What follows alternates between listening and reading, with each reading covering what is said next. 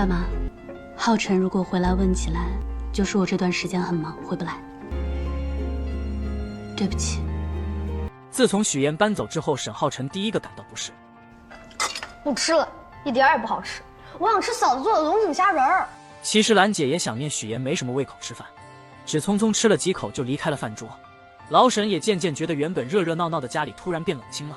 沈浩明跟黄老板打球时，才知道许妍当初为了帮他搞定新项目去接近黄总的岳母。黄总本以为事情完成之后就那样过去，没成想许妍之后每周都会去看他老人家。黄总夸赞许妍是沈浩明的好太太。沈浩明回忆起当年他跟许妍说的话：我有一个贤内助，达成这一次的合作，你供不可没。我只是想给你想要的生活。你就是我想要的生活。沈老爷子之前答应沈浩明，如果搞定新项目就让他进总公司的董事局，但在最终的董事会选举上，老沈却投了反对票。因为他开会前听到董事私下议论沈浩明的婚事，都知道许妍从电台辞职还从沈家搬出去，猜测两人要离婚，这是影响不小。老沈权衡利弊，最终决定这是暂缓。因为我对你的自制力、决策力和成熟度都不满意。老沈自觉从小给了沈浩明太多自由，以至于他19岁就给自己弄回来了个私生子。如果被竞争对手知道这事，肯定会抓住这点对他大肆攻击。这次更加过分，居然在明知道许妍是骗子的情况下帮他隐瞒父母结婚。如果你在他们眼里是一个纨绔风流、遇事不慎重、不理智的花花公子，你看这会儿谁会相信你？你指望那些董事会，指望那些股东来相信你，可能吗？老爷子直接将沈浩明发配到小县城的工地，让他去调查那里工期进展缓慢的原因。许妍自从搬出来一个人住，每天方便面、速冻饺子的凑合。乔林的男友于一鸣倒是时不时的过来看看他，还帮忙修理水龙头。那个我把衣服吹干了，我就先回去。那个吹风机在洗手间。于一鸣刚刚进卫生间，门铃再次响起。许妍本以为是物业的修理工，却没想到是沈浩明。他压根都没告诉沈浩明自己住哪，他居然知道。沈浩明给他递上了离婚的补充协议书，签完字我会闪送给你。正好我今天没事，做上来一条条对一下。就在这时，刚吹好头发的于一鸣从卫生间里走了出来。这位是高中同学于一鸣，沈浩明。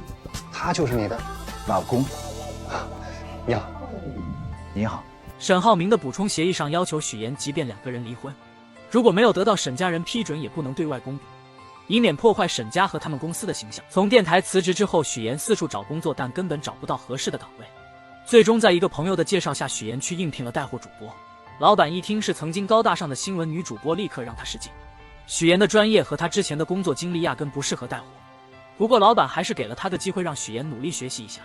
从这天开始，许妍没日没夜的学习话术，积累经验。但不知道因为什么，许妍一直入不了行，就是学不会。就知道吃，吃也行，把自己塞得跟猪似的。吃相呢？那你是不是得吃得美，吃得香，这样才能勾起那个直播间下单的欲望？这么简单的事儿你就做不好，我真不知道你是怎么当上那个什么啊，那个新闻主播的。许妍甚至开始怀疑自己之前所有的工作，质疑自己的能力。但现阶段只有这个工作用他只能坚持。而沈浩明也从此没有了许妍的任何消息。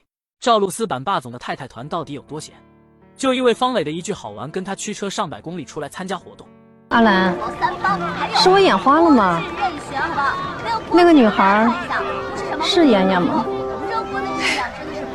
这。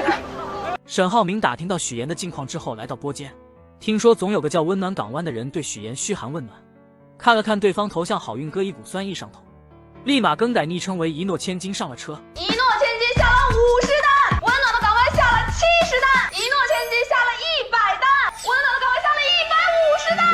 你的体积没有那么多，好吧？哎，小陈总，您过来一下。就是因为许妍每开一场温暖的港湾都会过来捧场，他买的那些东西甚至已经可以开家大型超市。温暖的港湾又是他，这50、70、100的，这好几百单了，能吃完吗？这就是他直播间的金主爸爸，妥妥的榜一大哥。老板告知温暖的港湾提出要跟许妍见一面，让他一定要维护金主爸爸。许妍虽不情愿，但为了保住工作，他必须去。可令许妍万万没想到的是，温暖的港湾居然是沈浩辰。小伙子许久见不到嫂子，才想了这么一出。没到许妍上场，他都会借小慧阿姨的手机疯狂给许妍下单。嫂子，我真的特别想你，我妈也很想你。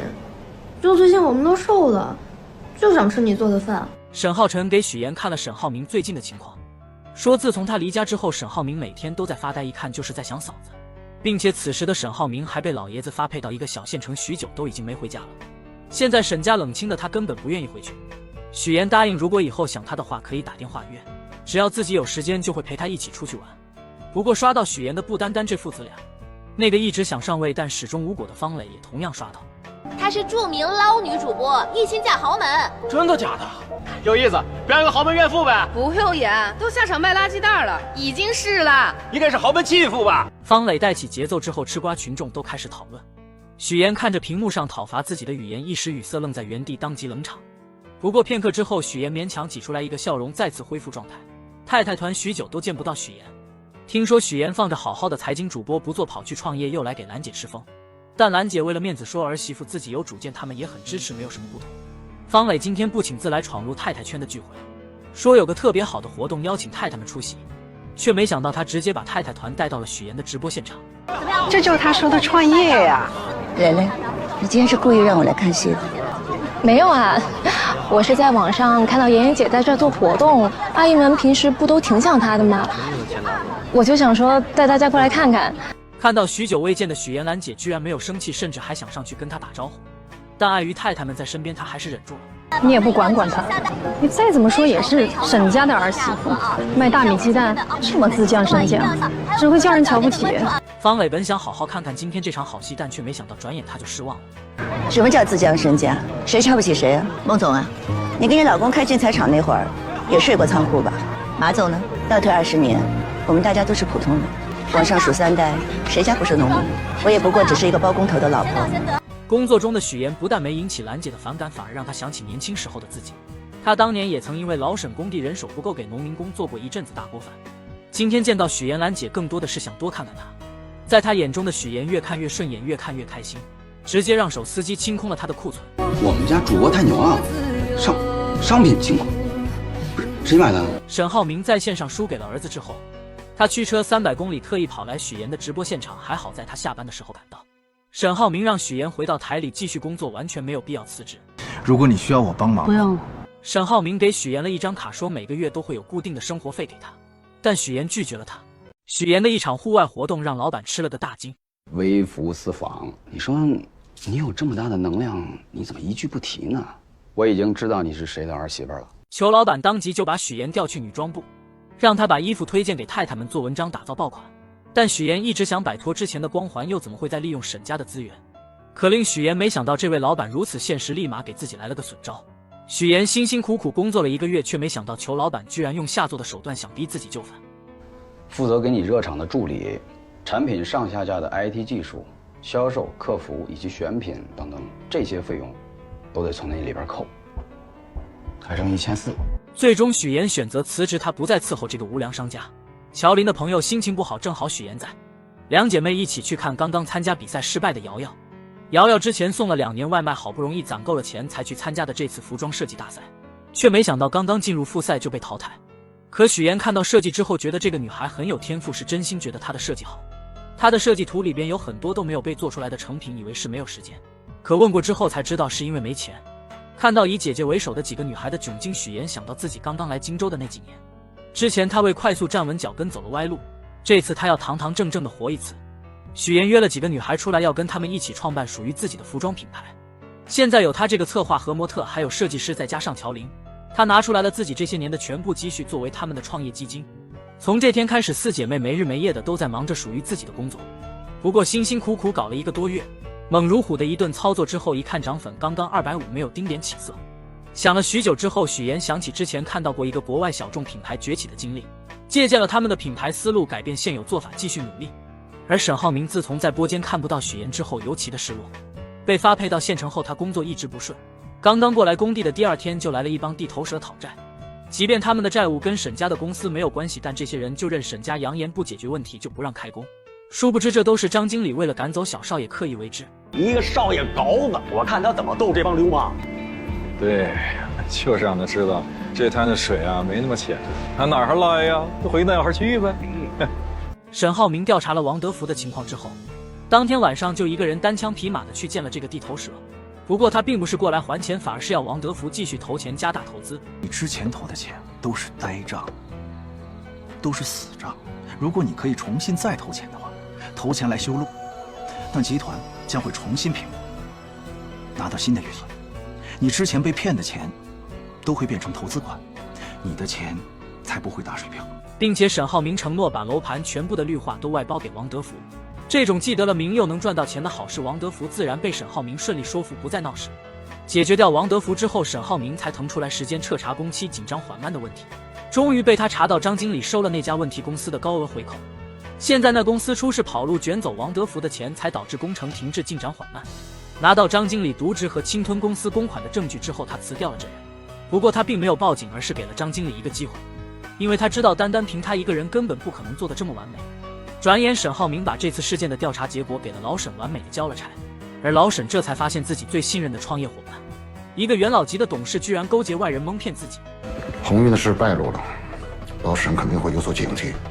现在对他们最致命的事就是沈浩明的婚姻，有传闻他们夫妻俩还闹离婚。你去调查一下，一定要拿到沈浩明离婚的证据。你觉得我们为什么会离婚？因为你利用我。难道你没有？但我是真的爱你的。我说以前，我觉得我们没有必要走到这一步。什么意思？想挽回？我有挽回过啊，有用吗？许岩没想到一腔热血的创业路居然如此艰难，现在所有的积蓄就跟石子入水一样，连一都没激起。不过在四处碰壁的路上，许岩遇到了蒋亮，蒋亮给了他很多意见，让许岩这个初学者豁然开朗，并且他介绍给许岩一个资深的摄影师。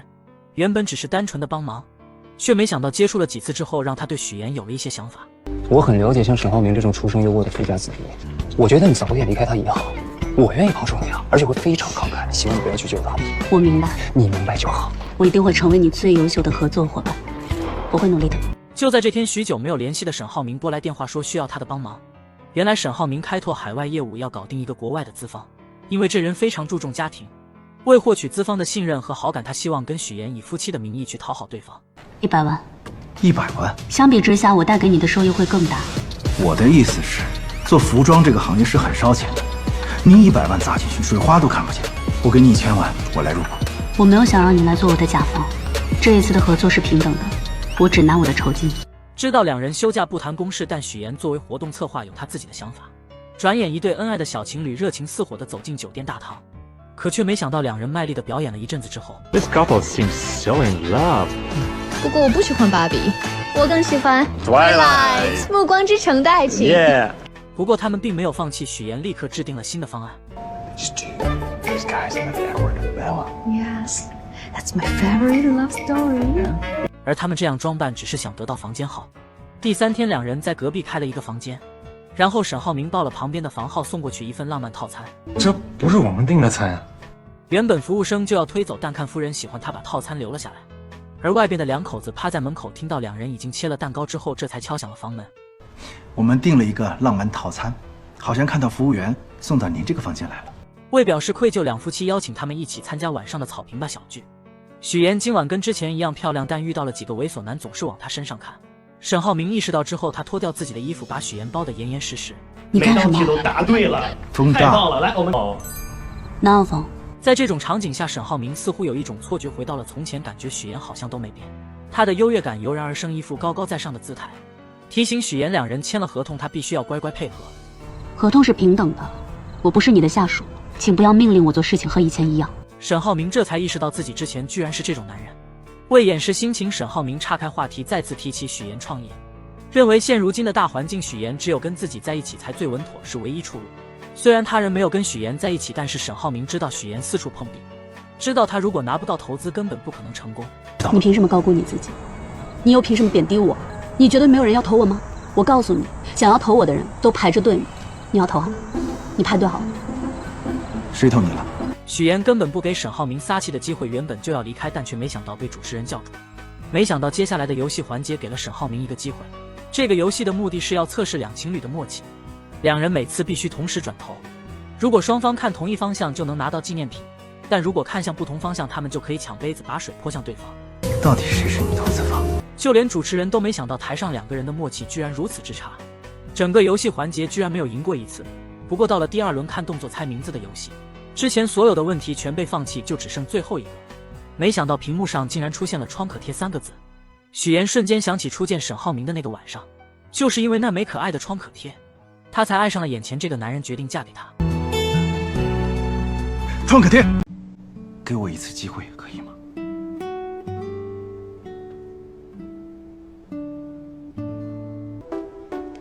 那下次不能这样。肯定不会。沈浩明重新抱回许岩的笑容，简直笑不活了。这次为了搞定资方，他跟许岩假扮恩爱，居然还随身带着两人的结婚戒指。而就在这之前，两人正对外浓情蜜意的表现给巴拉金夫妇看时，竞争对手史蒂夫也同样来到酒店。为找到两夫妻感情不和的证据，他爬树偷拍两人，结果摔下来，差点成脑震荡。这次又趁着客房清理的机会溜进房间，看到沙发上还有一套被褥，再看看洗漱台上分开摆放的洗漱用品，判断他们是在做戏。可刚刚要离开的时候，两夫妻突然回来，史蒂夫赶忙藏进旁边的衣柜。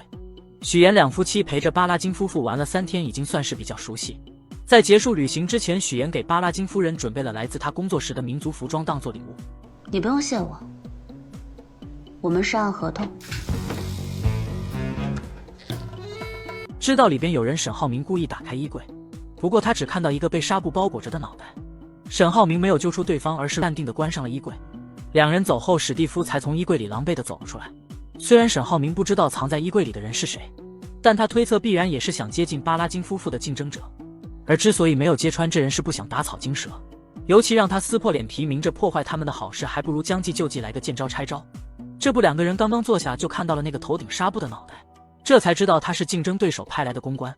史蒂夫已经做过背调，直接揭穿两个人在闹离婚，许岩也辞去工作，在自己创业。外面的人又这样乱说，其实不用当真的。我爱人做什么事情都亲力亲为，他直播也是为了创业做调研。没想到史蒂夫居然当着当事人的面拿出他刚才偷拍到的照片给巴拉金夫妇，说他们明显就是逢场作戏，假扮恩爱。泼水游戏，昨天晚上你们还记得吧？我们玩那个泼水环节，那个游戏，他嫌我不够默契，剥夺了我同床共枕的机会。我都说了，没必要这么认真嘛。眼见两人回答的天衣无缝，不肯承认，史蒂夫当场就要带着巴拉金夫妇去酒店房间参观，却没想到沈浩明不知道什么时候已经让人从头到尾的重新布置了一番。原本冷冷清清的商务套房，此时秒变浪漫温馨的情侣间，并且两个人的床边还放了一些据说是沈浩明要送给许岩的小礼物。这是本来想给妍妍她一个惊喜的。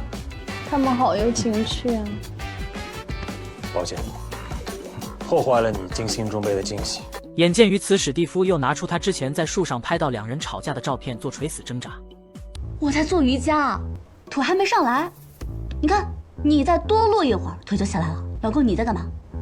我在跟下属打电话。对，那会儿在打电话。没想到两夫妻解决了问题之后，还要以偷拍他人隐私为由报警。这是个误会啊，这是个误会。这样，沈先生，给我个机会，晚上请大家吃饭，给你们赔个不是。不过史蒂夫并没有打算放弃，坐到饭桌之后，他再次起了幺蛾子，给两个人出了难题。这许小姐怎么没戴婚戒啊？因为他知道在外国人眼里，婚戒是极其重要的东西，是夫妻两个人感情的象征，要一直戴着。而许岩的手上什么都没有，以此攻击。史蒂夫没想到沈浩明的口袋里居然装着一枚钻戒，并且他单膝下跪，诚恳地求许岩原谅，而许岩也就当众原谅了老公。沈浩明所做的一切让巴拉金夫妇感同身受，更加相信两人的感情。不过史蒂夫并没有死心。许小姐，如果你已经原谅了沈先生，那是不是该亲一个呀？你们冷静期时间够了吗？够了。离不离啊？离。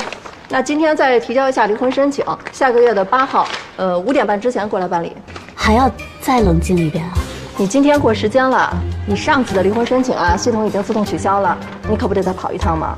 许岩没想到盼星星盼月亮的刚满离婚冷静期，居然被卡在了民政局下班时间的规则上。下个月8号，看多久了？大姐，你可以下班了，谢谢。自从两人度假回来，沈浩明觉得他们这次不是什么所谓的工作，而是度蜜月。一直到这个时候，许岩才告诉沈浩明工作室的投资方是蒋亮，说两人是在1个月前的投资会上遇到。不过那个时候蒋亮只是帮忙给他介绍了一个摄影师，并没投他。之所以后来答应投资，是因为工作室出的成片效果非常好，他才决定投进来。而这件事他也是刚刚才被乔林通知到。前天晚上我说有投资人，是骗你的。许小姐，你真的是好演技呀！真不知道还有什么事情骗着我呢啊！既然说到这里，许岩也就不装了，说自己第一次去金达跟他见面当天发烧是真蛋晕倒，却是故意。沈浩明也不示弱，你给我挑的每一件衣服，没有一件我是满意的，颜色、品质、品味都很差。你送的周宝万又土又俗，没有一件是我喜欢的。反正都不是我买的。反正男人送的礼物都差不多，我习惯了。习惯？跟我谈之前，你到底有几个？我跟你说过几个？你跟我说只有我一个？对，就你一个，还差个零。终究是醋坛子被打翻的沈浩明一脚刹车，结束了今天的对话。许岩下车后提醒沈浩明别忘了8号民政局的手续，可沈浩明跟许岩吵完之后，他又有点后悔，想了一整个晚上，终于被他找到借口，再次联系了许岩。借口巴莱金先生过几天要去公司参观，希望许岩能抽空一起吃个饭，但许岩丝毫不犹豫的一口回绝了他。怎么追回来？难道还要跟他吵架吗？我真是一头猪！原本沈浩明让秘书把自己未来1个月的时间全部安排满，却没想到秘书唯独给他留出来的1天休息时间就是下个月8号，并且今晚给他预定的饭局包间也是3个8。听到8这个数字，沈浩明耳朵和身体不自觉的同时抵触，头皮更是一阵阵发麻。许岩拿到了蒋亮的投资之后，事业顺风顺水，就连之前在台里跟着许岩的2个得力的助手也都辞职过来跟着他一起打拼，而蒋亮也不厌其烦的每天都会过来看看，就好像是自己的工作一样，准时准点的报道打卡。一直到7号这天，许岩的电话备忘录突然响了起来，他给沈浩明拨通电话，本想提醒他明天去民政局，却没想到沈浩明自称在莫斯科出差，并且接下来的1个月他也要去欧洲和美洲都很忙，至于去民政局的时间需要再约。可实际上沈浩明是在一个人逛世界公园，走2步就从莫斯科到了法国，又看到了埃及。不过许岩怎么听都觉得不对劲，于是打给了沈浩明的秘书。沈浩明现在在俄罗斯的哪一个城市？沈总在莫斯科。但沈浩明他跟我说他在亚历山大。哦，是在亚历山大，我搞错了，妍姐，就俄罗斯的亚历山大嘛。亚历山大在埃及啊！就当沈浩明开开心心的打算N刷世界公园时，许岩突然出现。眼见谎言被拆穿，沈浩明只能借口自己生病需要休息为由拖延，却没想到许岩直接把他拉到了医院。医生检查过后发现沈浩明压根没事，但沈浩明坚持要医生给他做个全身检查才肯走。还要多久啊？那边再晚就……你着什么急啊？这种事情是催能催出来的吗？得有感觉，知道吗？你已经在里面感觉了半个多小时了。眼看已然就快5点，两人这才赶到大厅，却没想到之前的申请已经自动取消，必须再继续冷静等待下一个8号。下个月8号，开门就来。我们结盟吧，我们都喜欢上了这对姐妹，情感上我们一样坎坷。姐夫，妹夫。追妻路上走投无路的沈浩明已经开始拉帮结派，因为他感觉再不出手，妍妍怕是真的就要跟他离婚了。自从蒋亮敞开追求许妍之后，每天都借用工作的名义跟许妍在一起，送她回家，跟她一起上班。不过许妍很清楚自己跟蒋亮只是合作关系，她很有边界感。你不用防着我，我是一个纯粹的单身汉。我还在婚姻中，我跟他之间的确是有问题要去解决，但这并不说明我可以接受另外一段感情。但是蒋亮却没放弃，一直在怂恿许妍快点跟沈浩明结束这段糟糕的感情，到那个时候他就可以光明正大的追求许妍。眼见蒋亮不依不饶地缠着许妍，一直在暗处抠脚趾的沈浩明这才走了出来。怎么自己回来了？提前告诉我，我要去接你。我送他回来的。麻烦你了，完成自己的业务还这么辛苦，送我爱人他回来。徐总现在搬出去住了，你2头跑，更麻烦。许妍见不得这种场面，不想看两人互掐，借口有事把这2个男人晾在一边，自己上了楼。沈浩明威胁蒋亮远离许妍，不要做第三者，破坏他的家庭。本来他今天过来是想有意无意的给许妍看看自己重新带回的婚戒，可却没想到许妍压根没有兴趣，根本没多看他一眼。不要占用公共资源。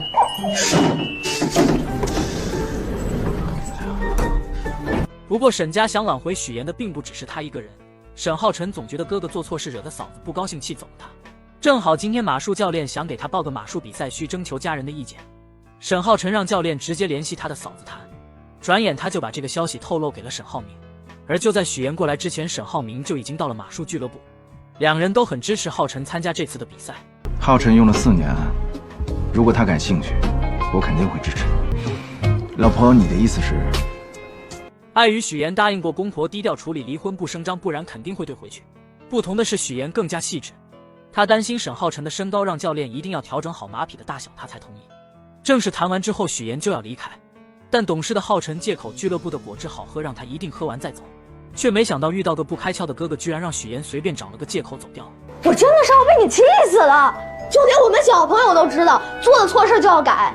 您惹嫂子生气了，现在她不理你了，你不得主动出击啊？而兰姐自从许岩离家之后，她想了很多，尤其是之前看到许岩卖力工作的样子，像极了年轻时候的自己。这个时候她才明白，她并不需要什么门当户对的儿媳妇。兰姐今天特意找了个时间跟儿子聊了聊，说自己当初确实对许岩百般挑剔，但结婚之后她慢慢发现许岩这个儿媳妇是真心对沈家的人好，对沈家每一个人的关心都是实实在在的。她这辈子见过的人不少，能看出许岩盯着沈浩明时的眼神充满幸福，是非常喜欢沈浩明，不是那种贪图钱财图沈家家产的女人。这次许岩提出离婚，兰姐觉得自己也有责任。兰姐这次肯定的表了个态，她鼓励儿子勇敢追求许岩，一定要跟他复合。她今后是咱们沈家的女主人，答应妈妈，我不管你用什么方法，都把妍妍给我追回来。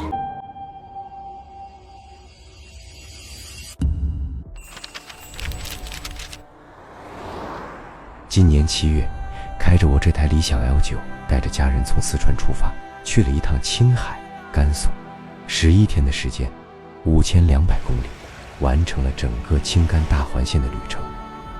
我想用镜头收藏每一帧流转的风景，更要用温柔的目光记录孩子成长的每个瞬间。愿这些细碎的美好都能化作他们生命里对自由的初体验。那我们出发。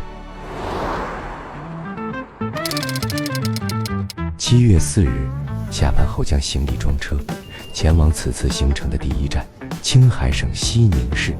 出发时间傍晚7点20分。出发时的心情总是莫名的激动和兴奋。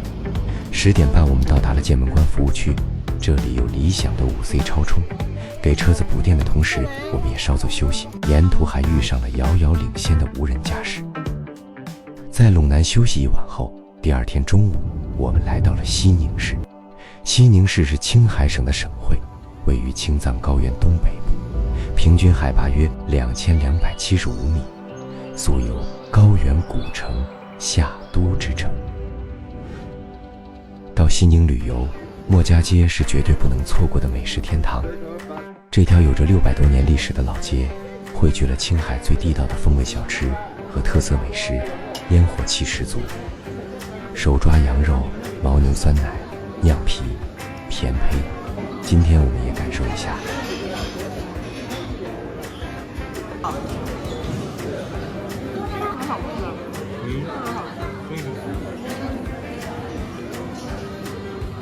吃不吃？第二天清晨，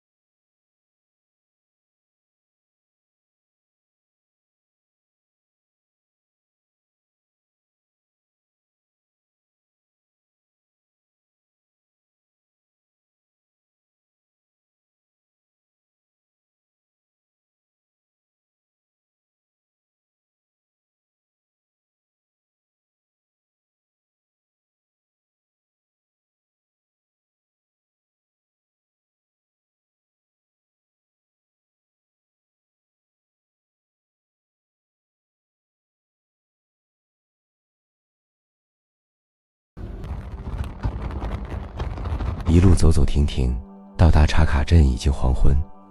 孩子想吃川菜，于是找了家川菜馆对付一下，买了几杯青藏特色奶茶，味道不是太习惯。这座高原小镇海拔约3100米。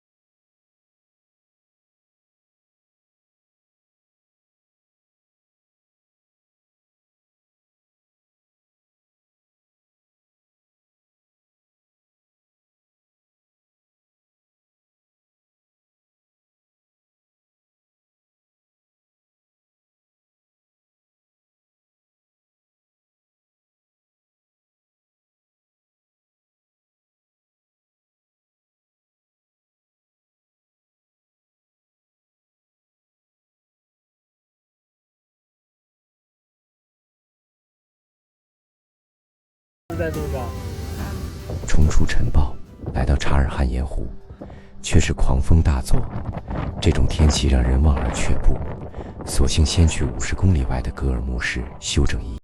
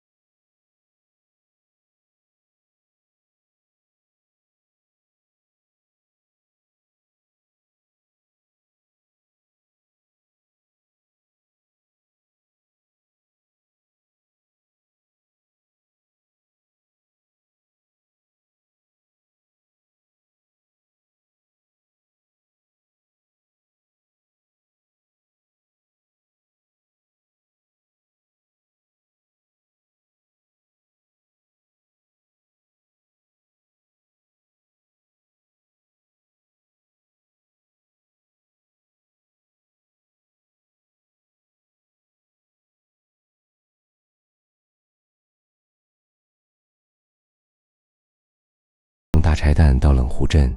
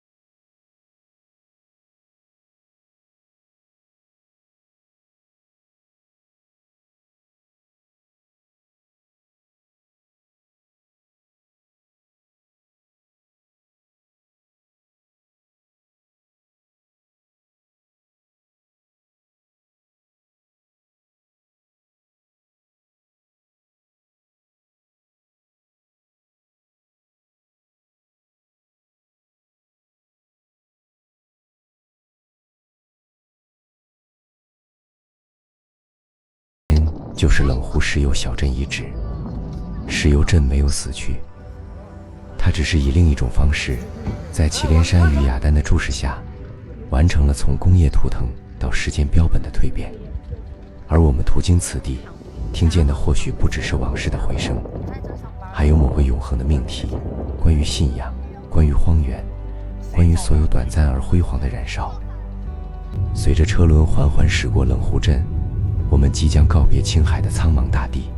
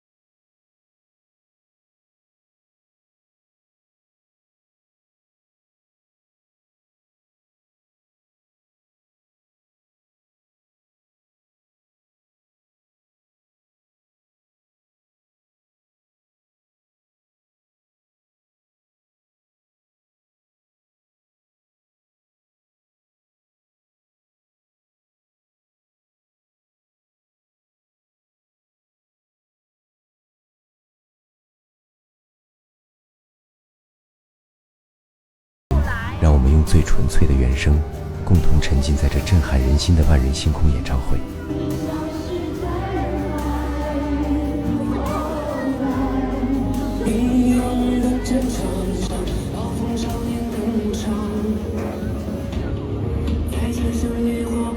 你所爱，皆你所愿，一起来合唱下一首歌曲《唯一》。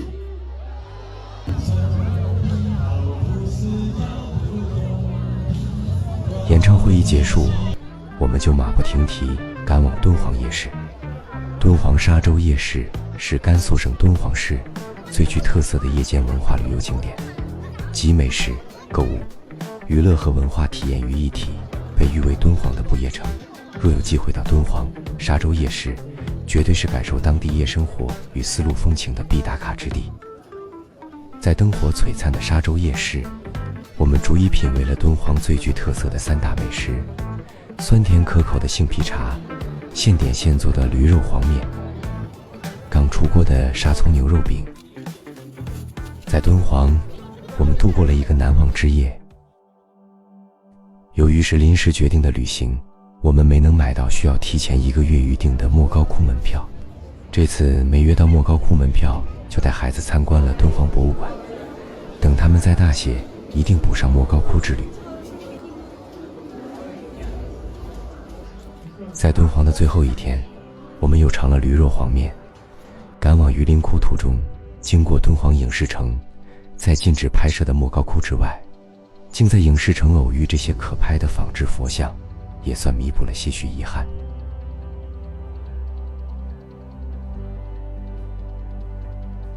敦煌至榆林窟的沿途，处处是惊喜。汉武帝巨型头像，纯白的无界艺术作品，真是戈壁中的艺术奇遇。榆林窟又名万佛峡，这座沙漠画廊正用残缺的辉煌讲述着未被说尽的丝路故事。由于石窟内禁止拍照摄像，遗憾未能用镜头定格榆林石窟的壮美，但那些震撼心灵的画面已深深镌刻在记忆深处。当日下午，我们抵达了甘肃的雄关重镇嘉峪关市。翌日破晓，我们便来到嘉峪关。在这里，时间仿佛凝固，600年的风沙未能磨灭它的棱角，600年的烽火却铸就了它的传奇。嘉峪关，万里长城最西的咽喉，丝路古道上的钢铁脊梁。如今战鼓已歇，马蹄声远，游人驻足，看台上刀光剑影，重演旧事，历史被裁成片段，镶进戏文里。在甘肃嘉峪关黑山山脉的悬崖之上，有一段鲜为人知的长城，它不像八达岭那样恢宏连绵，却以近乎垂直的险峻姿态，书写着古代军事工程的奇迹。这就是悬臂长城，明代万里长城最陡峭的段落之一。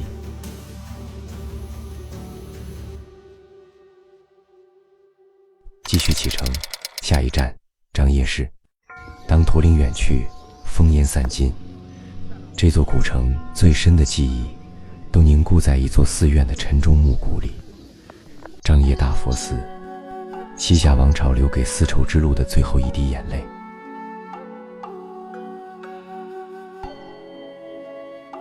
900年前，西夏工匠在这里创造了奇迹。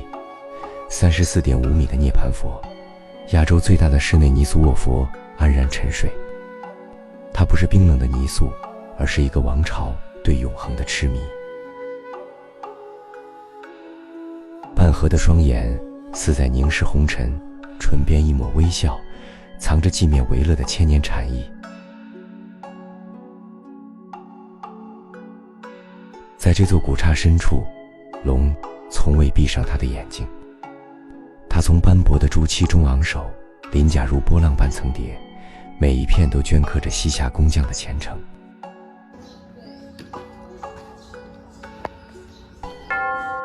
您此刻凝视的并非泥塑木雕，而是凝固了600个春秋的禅意。在张掖大佛寺罗汉堂的幽光里，34尊罗汉正以亘古不变的姿态，与尘世进行着永恒的对话。正殿后侧的3尊佛像分别是观世音菩萨、地藏王菩萨、大势至菩萨。3尊造像风格融合汉藏，仪文流畅如西夏遗风，背光浮雕飞天极乐，暗合河西走廊多元文化交融之美。走出正殿，7月的暑气竟在此处化作一缕清凉。古朴的殿宇飞檐静默，斑驳的木门扮演着时光，让人不觉放轻了脚步。在这方寸净土间，浮躁的心绪渐渐沉淀，恍若倦鸟归林，终于寻得一处安栖。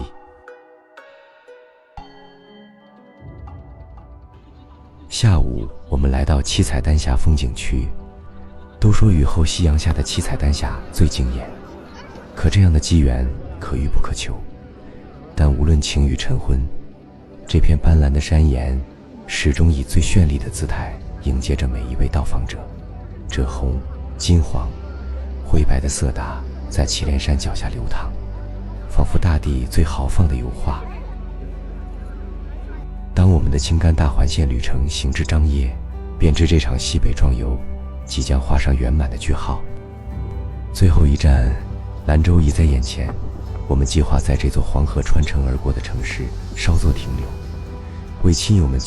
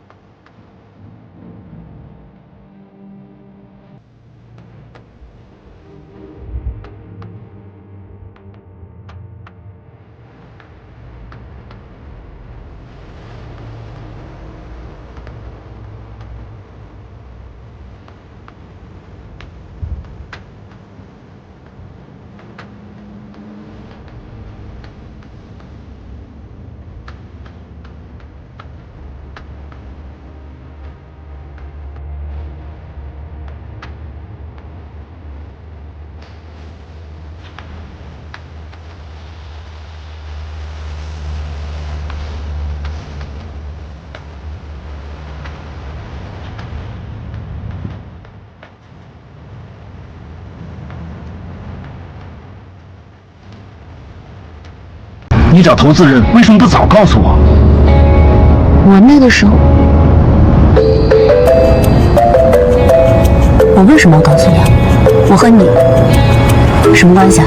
许岩终究还是刀子嘴豆腐心，尽管事先坚决表明不让沈浩明送他回家，可最后还是坐上了沈浩明的奔驰大 G。车内原本平静的氛围，却因蒋亮曾对许岩施以援手这件事而急转直下，二人再度陷入激烈的争吵之中。许岩一股脑地将心底的积怨倾吐而出，他直言自己第一次与沈浩明见面时假装晕倒，在学校他学习的是街舞，而非优雅的芭蕾。沈浩明每次送他的礼物都像是早已过时，就连他那标志性的大油头，多年来一直未曾改变，还有他故意戴上眼镜，试图营造出的老前锋。甚至许岩还提及在沈浩明之前，自己有过不少感情经历，而沈浩明也不甘示弱，他透露给许岩包扎伤口的创口贴其实是秘书买的，当时在工作室念出的网络博文也是自己故意为之。许岩为他挑选的衣服没有一件能让他满意，就连在许岩家宴上品尝到的菜肴也让他觉得味同嚼蜡。在激烈的争吵声中，沈浩明一气之下将车停在路边，两人关系瞬间降至冰点，再次分道扬镳。3天后8号上午10点，民政局办离婚。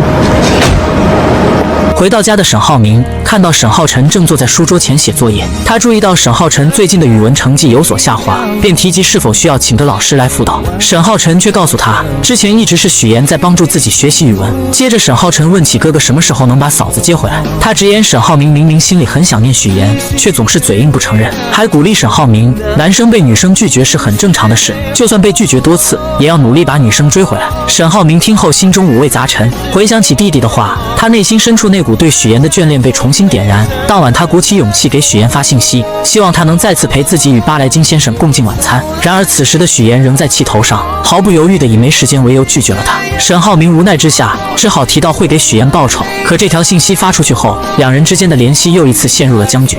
怎么追回来？难道还要跟他吵架吗？我真是一头猪！另一边，获得100万资金注入的许岩全身心地投入到公司装修中，他精心挑选场地，租下了一个宽敞明亮的空间，还购置了各种全新的电脑等设备。严一方就这样从一个在家办公的简陋小工作室，摇身一变成为了一家初具规模的小公司。许岩看着焕然一新的办公环境，心中充满了对未来的期待和憧憬。与此同时，沈父在晚上约见了沈浩明。原来公司即将围绕018号项目展开开发工作，而在开发过程中，意外发现核心区域有一块120亩的土地，竟然在10年前就被沈浩明收购了。父子俩在夜晚的灯光下就此事展开了深入的交谈。沈浩明回忆起10年前的情景，那时这块地不仅远离市区，而且十分荒芜，几乎没有任何开发价值，所有人都对他避之不及。但沈浩明却独具慧眼，他敏锐地察觉到这块地距离高铁站非常近，随着交通的发展，未来人们一定会围绕高铁区域进行规划和建设，这里必将蕴含着巨大的商机。于是他积极动员大学同学一起投资，最终成功拿下了这块地。如今面对公司的发展需求，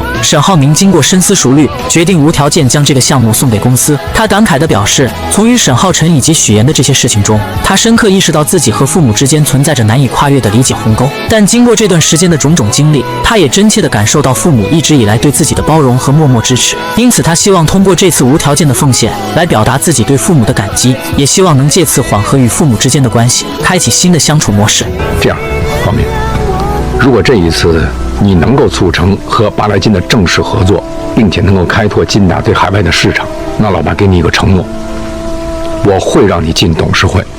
欢迎加入严一方，谢谢你们来帮我。严姐，你在哪我就在哪。放心，严姐，我会好好干的。严一方在许岩的悉心筹备下正式宣告成立，他招来了一批充满活力与创意的新员工，为严一方的完善与发展出谋划策。严一方还吸引了蒋亮的目光，于是一家正规的服装公司开始有条不紊地运作起来，一切似乎都在朝着美好的方向前进。然而就在许岩满心欢喜地规划着公司未来时，手机闹钟冷不丁地提醒他，明天8号是与沈浩明约定去民政局办理离婚的日子。他犹豫片刻后，还是拨通了沈浩明的电话，提及明天去离婚的事宜。电话那头的沈浩明却称自己正在俄罗斯出差，与巴莱金先生洽谈重要合作，之后还要奔赴其他国家。说完便匆匆挂断了电话。可事实上，沈浩明正身处国内的世界之窗游乐园。挂断电话后，他穿梭在各个国家样式的建筑之间，不停地拍照留念，仿佛要将这些异国风情都定格在镜头里。几天后，在公司忙碌的许岩越想越觉得沈浩明的行为有些蹊跷，他放心不下，便打电话给陈琳询问沈浩明的下落。得知沈浩明在莫斯科后，他虽心有疑虑，但还是挂断了电话。好，我这2天不在公司，有什么事情电话联系。出乎所有人意料的是，许岩竟在沈浩明家门口将他堵了个正着。原来许岩从陈琳处得知沈浩明在俄罗斯，可沈浩明却谎称自己在亚历山大。对啊，就俄罗斯的亚历山大嘛。亚历山大在埃及啊！谎言被拆穿，沈浩明有些慌乱，无奈之下只好编造借口，称自己今天约了医生，要去医院看病。许岩只好陪着沈浩明前往医院。到了医院，经过一系列检查，沈浩明身体并无大碍，但他哪肯轻易放过这个拖延离婚的机会，于是又要求医生给自己进行全方位的体检。他故意磨磨蹭蹭，在各个检查项目间来回折腾，只为能多拖住许岩一些时间，让他无法与自己顺利离婚。在最后的体检环节，沈浩明更是夸张，直接在厕所待了半个小时，最后还是许岩实在等不及，去厕所叫他出来。现在4点55了，5点半就下班了，来不及了。哎呀，来感觉了！哎呀，来感觉了，憋着，离完婚再闹。当两人终于赶到民政局时，却被告知民政局已经停止受理业务，离婚日期只能推迟到下个月的8号。沈浩明的计划看似得逞，他心中暗自窃喜，而许岩则气得满脸通红。但我也没用，规矩又不是我定的。下个月8号，太没辙了。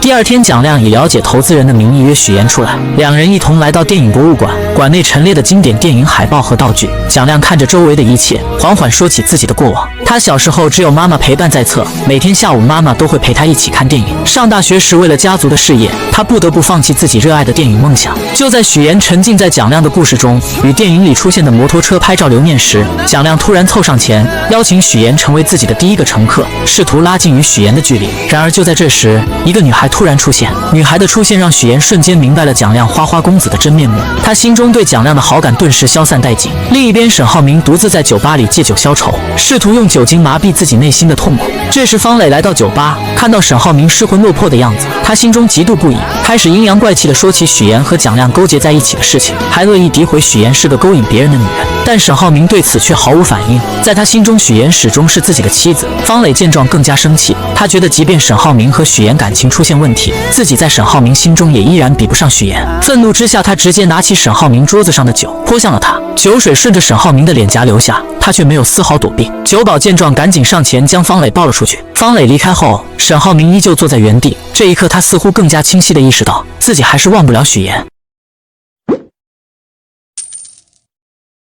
果然，花花公子蒋亮还是按捺不住内心的欲望，试图与许岩的关系更进一步。他借着各种由头，频繁地出现在许岩身边，然而许岩却始终保持着清醒的头脑。他义无反顾地拒绝了蒋亮的靠近，表示自己目前仍处于婚姻状态，即便与沈浩明之间存在着感情问题，但这绝不是他接受另一段感情的理由。同时，他也强调蒋亮是个很出色的投资人，不希望因为两人之间可能产生的私人纠葛而影响到投资相关的事宜。但他们不知道的是，此时的沈浩明恰好就在不远处，将二人的对话一字不落地听进了耳中。沈浩明心中五味杂陈，既有对许岩坚守婚姻底线的欣慰，又有对蒋亮基于许岩的愤怒。犹豫片刻后，他深吸一口气，走上前去，假装自然地挽起许岩的肩膀，故作轻松地说道自己原本就打算来接许岩。随后两人便告别了蒋亮。你身上已经有很多花花公子的标签，不要再加上一个不道德的第三者。离开蒋亮后，沈浩明和许岩一同走进电梯。电梯里气氛有些微妙，沈浩明还沉浸在刚刚许岩所说的话中，幻想着那些话都是他的真心话，内心燃起了一丝复合的希望。于是他鼓起勇气，向许岩表达了自己想要再次复合的想法。然而许岩却毫不犹豫地拒绝了他。他眼神平静而坚定，告诉沈浩明，他们之间已经再无可能。他表示会尽力将事情的影响降到最低，只希望能够顺利地拿到离婚证，从此各自开启新的生活。沈浩明听后心中一阵失落，却也无可奈何。把手拿开。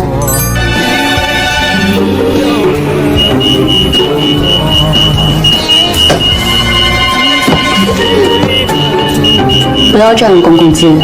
回到家后，许岩的姐姐看到他回来，便忍不住问起他和蒋亮之间的事情。许岩没有丝毫犹豫，直截了当地说自己和蒋亮之间没有任何超越工作之外的关系。说完，他便回到自己的房间。坐在化妆镜前的许岩目光落在了首饰盒中的婚戒上，那枚婚戒曾经见证了他和沈浩明的甜蜜与誓言，如今却成了过去式。姐姐随后走进房间，好言相劝，希望许岩能够和沈浩明复合，毕竟两人曾经也有过美好的回忆。但许岩依旧不为所动，他坚定地告诉姐姐，自己现在将所有的重心都放在了严一方上，不想再和沈浩明有过多的接触。姐姐见劝说无果，只好无奈的离开。许妍独自回想起和沈浩明在一起的点点滴滴，那些曾经的欢笑与泪水，争吵与和解，如同电影般在她脑海中不断放映。她这才发现，原来二人之间的感情并没有随着时间而完全消散，心中不禁泛起一丝涟漪。而在另一边的方磊家中，方磊因为沈浩明的事情而借酒消愁，他一杯接一杯的灌着酒，试图用酒精麻痹自己内心的痛苦。就在他醉意朦胧之时，韩卫平突然出现在他的家里。韩卫平看着方磊失魂落魄的样子，心中有些不忍，便开始劝说起他来。他语重心长地告诉方磊，如果想要爱别人，首先应该学会爱自己，只有先将自己的事情处理好，把自己的生活过好，才能拥有爱别人的能力。然而此时的方磊已经陷入了对沈浩明的执念中无法自拔，他执拗地认为自己只爱沈浩明一个人，其他人在他眼中都变得微不足道。就在这时，韩卫平突然靠近方磊，吻上了他。这个突如其来的吻让方磊有些措手不及，但在酒精的作用下，他也没有拒绝。激情过后，两人坐在窗边，韩卫平看着方磊，缓缓说起这么多年来，方磊一直执着地追求沈浩明，却忽略了自己真正的需求和感受。如果有机会搞垮他，你感兴趣吗？你为什么会说出这种话？因为我不想你在深渊里越陷越深。第二天来到公司的韩卫平便以去见沈浩明为借口，从陈琳手中顺利拿到了公司战略合作计划。他趁陈琳不注意，迅速拍下了照片，为之后自己的计划做好了准备。与此同时，在研一方里，许妍和团队成员们正为第一批货物的出货量和样式忙碌着。为了能够让研一方在市场上一炮而红，大家经过反复讨论，决定从小规模入手，采用人工编制的办法制作更加精美的成衣。最终，众人定下了第一批5个款式、限量100件的计划。计划确定后，大家又开始商量如何将这些衣服推广出去。大家各抒己见，为研一方的发展出谋划策，都对未来充满了期待。猎妻一时爽，追妻火葬场。沈浩明在过往与许妍的感情纠葛中，种种不当行为让两人关系降至冰点。如今为了挽回这段岌岌可危的感情，沈浩辰可谓是绞尽脑汁。他精心策划，以自己参加马术比赛为由，将许妍和沈浩明约到了马术中心。到了地方后，他又刻意为二人创造出独立相处的空间，满心期待着两人能借此机会重归于好。然而事与愿违，许妍似乎并不领情，他以自己要开会为借口，神色平静却坚定地准备离开。更让人意外的是，沈浩明竟眼睁睁看着许妍离去，没有丝毫挽留的意思。沈浩辰回来后，看到这番景象，顿时气不打一处来。他开始责备沈浩明，认为沈浩明不该干坐在这里，而应该立刻去追许妍，把事情解释清楚，挽回这段感情。就连我们小朋友都知道，做了错事就要改。您惹嫂子生气了，现在她不理你了，你不得主动出击啊！回到家中，沈浩明又遭到了母亲的劝说。沈母语重心长地说起许妍对沈浩明的感情，他表示许妍对沈浩辰的关心，其实都是源于对沈浩明的在意。这么多年过去，沈母也看出了许妍对沈浩明是真心实意的，而如今两人走到这一步，他觉得自己也有责任，当初不该用门当户对这样世俗的标准去要求许妍，这才造成了如今这难以挽回的局面。沈母还说自己很喜欢许妍，从她身上能看到自己当年的影子，那股坚韧和对感情的执着。答应妈妈，我不管你用什么方法，都把妍妍给我追回来。娶她的时候就没想过跟她分开。第二天来到公司的沈浩明又受到了陈琳的规劝，陈琳苦口婆心地劝他与许妍复合，还给他出主意，让他可以利用别人来帮助自己和许妍重新恢复感情。陈琳建议从许妍的男性朋友入手，寻求他们的帮助，或许能打开许妍的心扉。而在另一边，林媛意外地在医院撞见了于一鸣和一个女生坐在一起，那女生神情哀伤，于一鸣则在一旁轻声安慰着。林媛觉得这是个机会，便赶忙叫来了乔琳。乔琳赶来后，看到这一幕，嘴上虽然说着自己没关系，自己相信于一鸣，但他的眼神中还是闪过一丝失落，随后便默默地离开了。林媛看出了机会，立刻追了上去，对乔琳说他和于一鸣不合适，自己心中一直离不开他。然而乔琳虽然今天亲眼看见了于一鸣和别的女生在一起，但她深知自己和林媛之间实在不合适，于是毅然决然地拒绝了他。第二天，乔琳主动找上了于一鸣，她鼓起勇气说出了自己内心的感情。于一鸣，我喜欢你。之后，他提起了当天在医院看见于一鸣和女同事坐在一起的场景，他觉得两人之间似乎有更多的事情需要考虑。于一鸣连忙解释说，当天是女同事第一次遇见治疗无效去世的病人，自己只是去安慰一下。可乔琳心中还是有所芥蒂，她不知道自己是否还能完全信任于一鸣，也不确定两人的感情是否能经得起这样的考验。所以，我想有没有可能用1个星期的时间，我们彼此都再想想清楚呢？这1个星期我们不要联系了。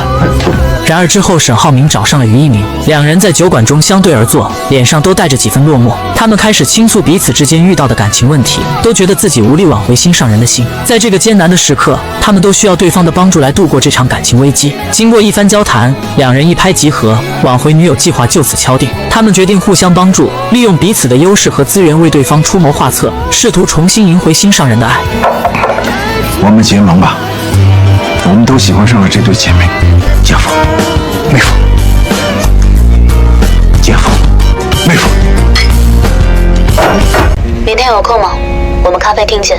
浩辰学校的事，许岩因为沈浩辰的事情决定明日约见沈浩明。另一边，沈浩明正身处酒吧，收到许岩邀约信息后，本打算同意，可军师于一鸣却阻止了他发送同意的消息。于一鸣深知，若想真正获得许岩的原谅，必须主动出击。在他的极力劝说下，沈浩明当机立断，决定今日便直接前往许岩家。沈浩明风风火火地赶到许岩家，踏入家门，却见许岩正在厨房忙碌，精心准备着许多饭菜。他心中好奇，忍不住询问今日家中是否有其他客人。然而许岩并未多做回应，自顾自地将沈浩辰的资料发给沈浩明。沈浩明心中却泛起了别样的涟漪，他误以为许岩家中藏着其他男人，顿时心生疑虑。为了探寻真相，沈浩明灵机一动，借口要修理家中的路由器。他在许岩家中四处走动，看似专注地修理着，实则目光在各个角落扫视。修好路由器后，他又以测试信号为由，在许岩家中展开了一番地毯式搜索。他先是小心翼翼地打开许岩房间的衣柜，接着又蹲下身子查看床底下的情况，不放过任何一个可能藏人的角落。然而即便他将整个家中都翻了个底朝天，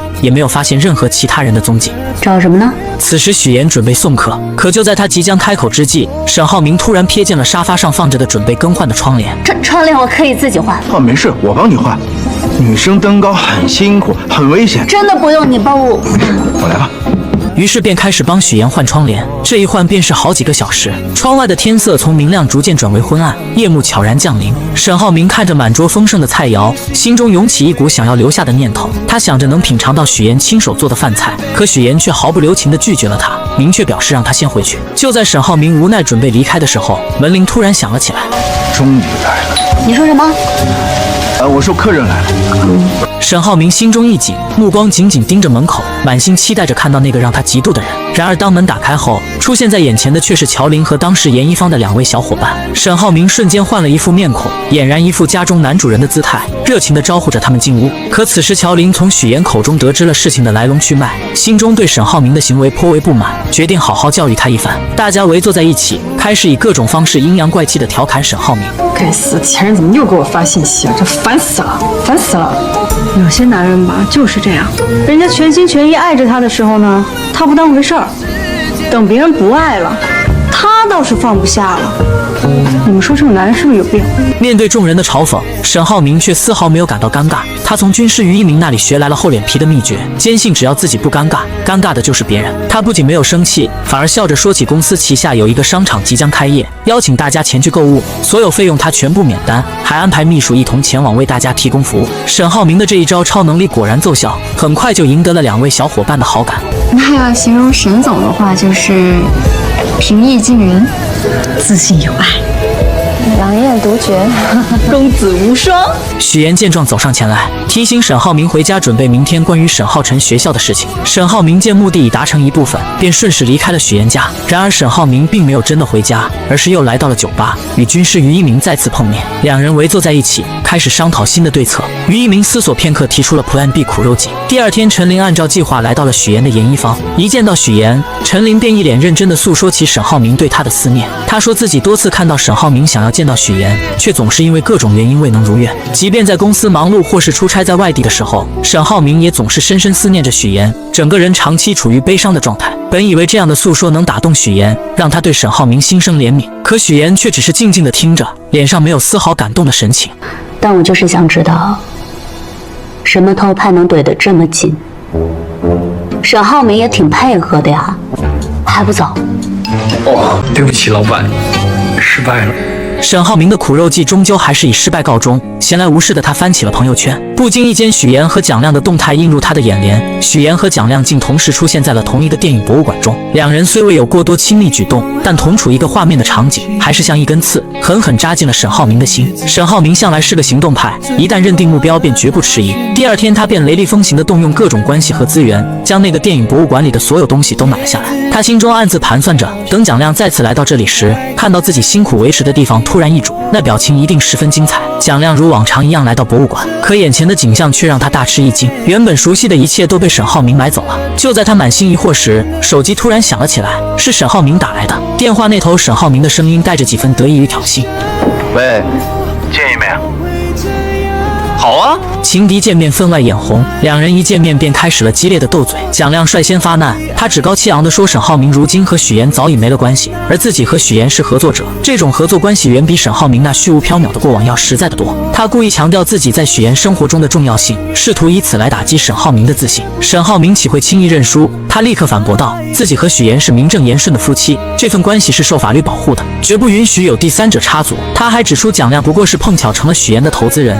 就算没有蒋亮，以许岩的能力和才华，也一定能取得成功。回到公司后，沈浩明从陈琳口中得知了一个重要消息：巴莱金先生为了能与沈浩明的公司达成合作，打算对沈浩明的公司展开为期3个月的细致考察。这让沈浩明意识到自己与许岩之间的关系已经变得越来越重要。随后，沈浩明吩咐陈琳将电影博物馆里的东西全都丢进仓库，又让人帮忙买一些化妆品回来。傍晚时分，他径直找到了乔琳，在乔琳面前，沈浩明终于说出了自己的心里话。他回忆起那天去离婚的场景，当时他内心充满了恐惧，第一次害怕面对一件事情。他如今已经不想失去许岩，他原以为可以用各种物质条件留住许岩，却没想到许岩毅然决然地选择了净身出户。乔琳听后面露难色，他表示自己不好介入他们二人之间复杂的关系。沈浩明见状话锋一转，提到了于一鸣。一听到于一鸣的名字，乔琳瞬间来了精神。沈浩明告诉他，于一鸣目前状态很差，整天都在想着如何才能让乔琳不再生气。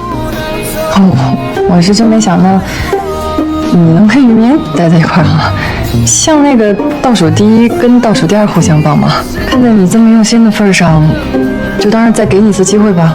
乔琳提到许岩目前工作十分辛苦，明天周6还要在公司加班，而且蒋亮也会在场。第二天，沈浩明不顾一切地来到了严一方，此时蒋亮正在和许岩讨论工作。沈浩明的出现让现场的气氛瞬间变得有些尴尬，但他丝毫不在意，径直走到许岩身边，开始关心起他的生活，还拿出自己精心准备的面包递给许岩。许岩有些无奈，提醒他自己正在开会。沈浩明这才意识到自己的行为有些唐突，停了下来，但并未离开，而是选择在一旁旁听。听着蒋亮提出的一些融资建议，沈浩明心中渐渐有了自己的想法。过了一会儿，他实在按捺不住，亲自展示起自己的能力。他首先明确表示自己完全不认可蒋亮提出的融资提议。在他看来，虽然依靠资本可以在短时间内让严一方成为一个知名企业，但资本是贪婪的，他会在获得高额回报的同时，将严一方引向一个畸形的发展方向。长此以往，严一方很可能会被资本收购，失去自主权。沈浩明认为，要想真正让严一方长久发展下去，必须要将控制权牢牢攥在自己手中，自己必须成为严一方真正的老板。于是他详细地介绍了自己的计划，采用预售的方式，在前期通过出货回笼资金，先集中精力将严一方的 IP 建立起来，打造出独特的品牌形象和文化内涵。等 IP 有了一定的知名度和影响力后，再开始衍生其他产品，拓展业务领域。最后一个建议，将来无论是我，或者是更高阶的人给到你建议，你可以监听，但是千万不要尽信。最终的决策是自己的判断力。妍姐出事儿了，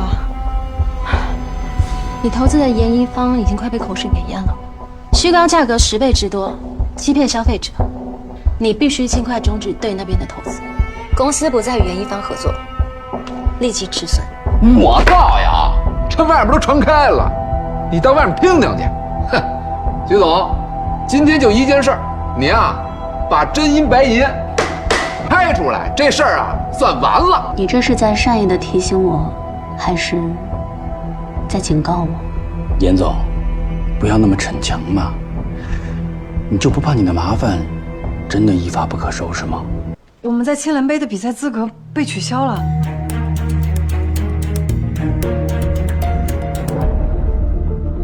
老师，我们已经尽最大的努力在消除这些负面的影响了。可是舆论还在啊，闹得沸沸扬扬，真假难辨的。你们还是请回吧。严总，我刚刚在打款的时候，发现账面上出了点问题，看一下。联系到小董了吗？打他电话空号，微信也注销了。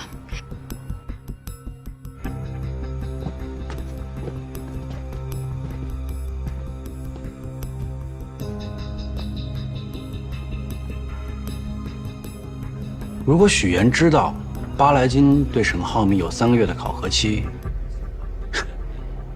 那他对沈浩明所做的一切有什么想法呢？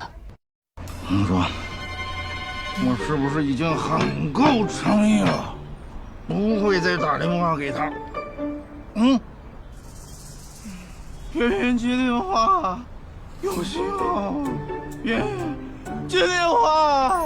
谁？哎呦，没人叫你，我来，谁有人叫我？没有。哎，好。哎呦呵，这不是我家，这是哪儿啊？这是去你家的路上啊。这不是，师傅掉头。不是，你去哪儿？掉头。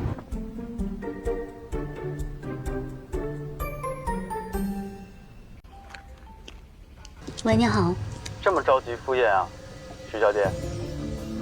我只想给你一个好心的提醒，他鞍前马后的帮你解决问题，你有没有想过，他所做这一切的目的，只是为了稳住你，不让你离婚，并不是爱你。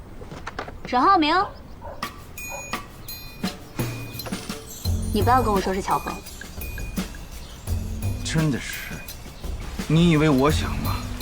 换作是我也不会相信这么巧合，好吗？他现在肯定误会我是那种耍心机、死缠烂打。但是我觉得啊，这招人喜欢的可以叫锲而不舍、迎难而上；这要是招人厌烦吧，它应该叫死皮赖脸、狗屁都有。所以他没有在演戏，演了。演了。赵氏行凶，欺人太甚，来人，斩！哎呀，包大人，大人行啊！不要伤我夫君呀！不要！哎呀，包大人，斩！是真的爱演戏啊！对不起，老板，失败了。沈浩明的苦肉计终究还是以失败告终。闲来无事的他翻起了朋友圈，不经意间许岩和蒋亮的动态映入他的眼帘。许岩和蒋亮竟同时出现在了同一个电影博物馆中，两人虽未有过多亲密举动，但同处一个画面的场景，还是像一根刺，狠狠扎进了沈浩明的心。沈浩明向来是个行动派，一旦认定目标便绝不迟疑。第二天，他便雷厉风行地动用各种关系和资源，将那个电影博物馆里的所有东西都买了下来。他心中暗自盘算着，等蒋亮再次来到这里时，看到自己辛苦维持的地方突然易主，那表情一定十分精彩。蒋亮如往常一样来到博物馆，可眼前的景象却让他大吃一惊。原本熟悉的一切都被沈浩明买走了。就在他满心疑惑时，手机突然响了起来，是沈浩明打来的。电话那头，沈浩明的声音带着几分得意与挑衅：“喂，见一面。”“好啊！”情敌见面分外眼红，两人一见面便开始了激烈的斗嘴。蒋亮率先发难，他趾高气昂地说沈浩明如今和许岩早已没了关系，而自己和许岩是合作者，这种合作关系远比沈浩明那虚无缥缈的过往要实在得多。他故意强调自己在许岩生活中的重要性，试图以此来打击沈浩明的自信。沈浩明岂会轻易认输？他立刻反驳道，自己和许岩是名正言顺的夫妻，这份关系是受法律保护的，绝不允许有第三者插足。他还指出蒋亮不过是碰巧成了许岩的投资人，就算没有蒋亮，以许岩的能力和才华，也一定能取得成功。回到公司后，沈浩明从陈琳口中得知了一个重要消息：巴莱金先生为了能与沈浩明的公司达成合作，打算对沈浩明的公司展开为期3个月的细致考察。这让沈浩明意识到自己与许岩之间的关系已经变得越来越重要。随后，沈浩明吩咐陈琳将电影博物馆里的东西全都丢进仓库，又让人帮忙买一些化妆品回来。傍晚时分，他径直找到了乔琳，在乔琳面前，沈浩明终于说出了自己的心里话。他回忆起那天去离婚的场景，当时他内心充满了恐惧，第一次害怕面对一件事情。他如今已经不想失去许岩，他原以为可以用各种物质条件留住许岩，却没想到许岩毅然决然地选择了净身出户。乔琳听后面露难色，他表示自己不好介入他们二人之间复杂的关系。沈浩明见状话锋一转，提到了于一鸣。一听到于一鸣的名字，乔琳瞬间来了精神。沈浩明告诉他，于一鸣目前状态很差，整天都在想着如何才能让乔琳不再生气。我是真没想到你能跟于明待在一块儿啊！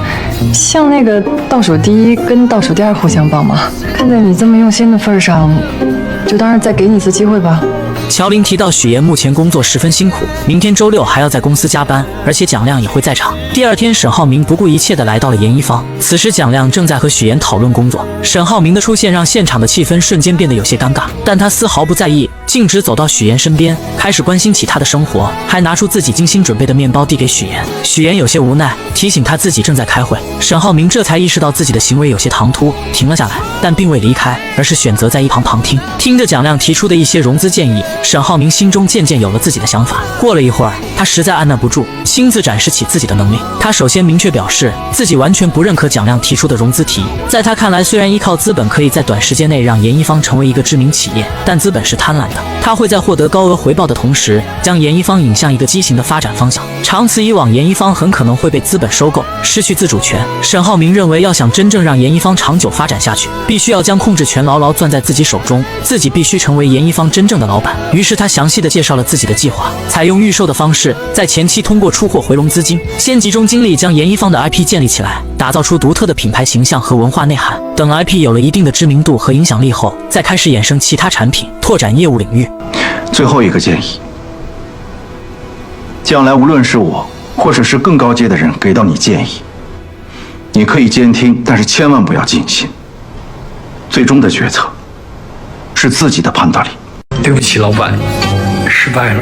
沈浩明的苦肉计终究还是以失败告终。闲来无事的他翻起了朋友圈，不经意间许岩和蒋亮的动态映入他的眼帘。许岩和蒋亮竟同时出现在了同一个电影博物馆中，两人虽未有过多亲密举动，但同处一个画面的场景还是像一根刺，狠狠扎进了沈浩明的心。沈浩明向来是个行动派，一旦认定目标便绝不迟疑。第二天，他便雷厉风行地动用各种关系和资源，将那个电影博物馆里的所有东西都买了下来。他心中暗自盘算着，等蒋亮再次来到这里时，看到自己辛苦维持的地方突然易主，那表情一定十分精彩。蒋亮如往常一样来到博物馆，可眼前的景象却让他大吃一惊。原本熟悉的一切都被沈浩明买走了。就在他满心疑惑时，手机突然响了起来，是沈浩明打来的。电话那头，沈浩明的声音带着几分得意与挑衅：“喂，见一面。”“好啊！”情敌见面分外眼红，两人一见面便开始了激烈的斗嘴。蒋亮率先发难，他趾高气昂地说沈浩明如今和许岩早已没了关系，而自己和许岩是合作者，这种合作关系远比沈浩明那虚无缥缈的过往要实在得多。他故意强调自己在许岩生活中的重要性，试图以此来打击沈浩明的自信。沈浩明岂会轻易认输？他立刻反驳道，自己和许岩是名正言顺的夫妻，这份关系是受法律保护的，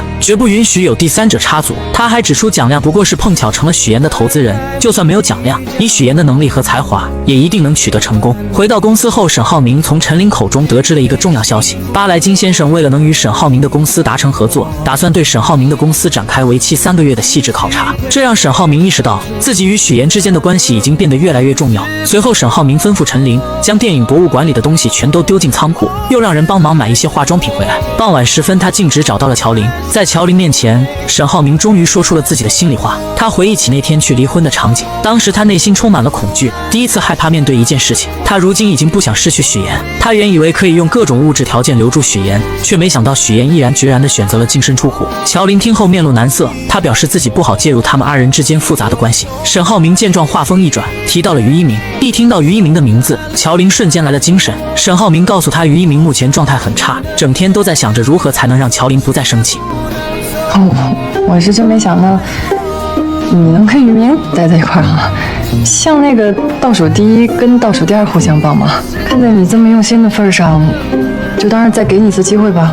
乔林提到许岩目前工作十分辛苦，明天周六还要在公司加班，而且蒋亮也会在场。第二天，沈浩明不顾一切地来到了严一方。此时蒋亮正在和许岩讨论工作。沈浩明的出现让现场的气氛瞬间变得有些尴尬，但他丝毫不在意，径直走到许岩身边，开始关心起他的生活，还拿出自己精心准备的面包递给许岩。许岩有些无奈，提醒他自己正在开会。沈浩明这才意识到自己的行为有些唐突，停了下来，但并未离开，而是选择在一旁旁听。听着蒋亮提出的一些融资建议，沈浩明心中渐渐有了自己的想法。过了一会儿，他实在按捺不住，亲自展示起自己的能力。他首先明确表示自己完全不认可蒋亮提出的融资提议。在他看来，虽然依靠资本可以在短时间内让严一方成为一个知名企业，但资本是贪婪的，他会在获得高额回报的同时，将严一方引向一个畸形的发展方向。长此以往，严一方很可能会被资本收购，失去自主权。沈浩明认为，要想真正让严一方长久发展下去，必须要将控制权牢牢攥在自己手中，自己必须成为严一方真正的老板。于是他详细的介绍了自己的计划，采用预售的方式，在前期通过出货回笼资金，先集中精力将严一方的 IP 建立起来，打造出独特的品牌形象和文化内涵。等 IP 有了一定的知名度和影响力后，再开始衍生其他产品，拓展业务领域。最后一个建议，将来无论是我，或者是更高阶的人给到你建议，你可以监听，但是千万不要尽信。最终的决策是自己的判断力。妍姐出事儿了，你投资的严一方已经快被口水给淹了，虚高价格10倍之多，欺骗消费者。你必须尽快终止对那边的投资，公司不再与严一方合作，立即止损。我造呀！这外边都传开了，你到外面听听去。哼，徐总，今天就一件事儿，你啊，把真银白银拍出来，这事儿啊算完了。你这是在善意的提醒我，还是在警告我？严总，不要那么逞强嘛，你就不怕你的麻烦真的一发不可收拾吗？我们在青蓝杯的比赛资格被取消了。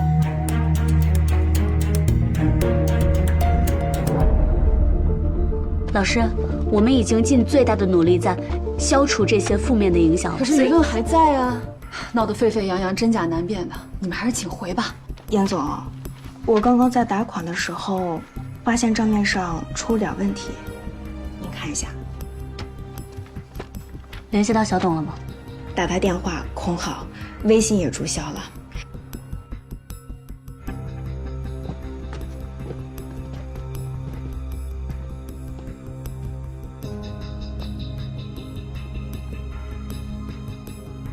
如果许岩知道巴莱金对沈浩明有3个月的考核期，那他对沈浩明所做的一切有什么想法呢？你说，我是不是已经很够诚意了？不会再打电话给他。圆圆接电话，有信号。圆圆接电话。谁？哎呦，没人叫你，我来，没有人叫我，没有。哎，好。哎呦呵，这不是我家，这是哪儿啊？这是去你家的路上啊？这不是，是右掉头。不是，你去哪儿？掉头。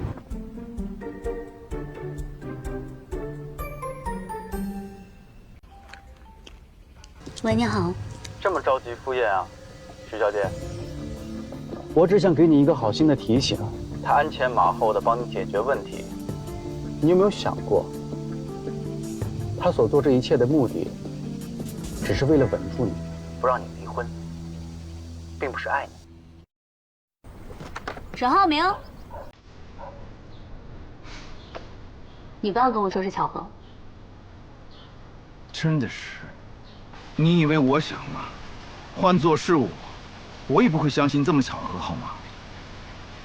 他现在肯定误会我是那种耍心机、死缠烂打。但是我觉得啊，这招人喜欢的可以叫锲而不舍，迎难而上；这要是招人厌烦吧，他应该叫死皮赖脸、狗屁都要。所以他没有在演戏，演了，演了。肇事行凶，欺人太甚，来人，炸案！哎呀，包大人刚才流血啊！不要伤我父亲呀！不要！哎呀，包大人，炸案！是真的爱演戏。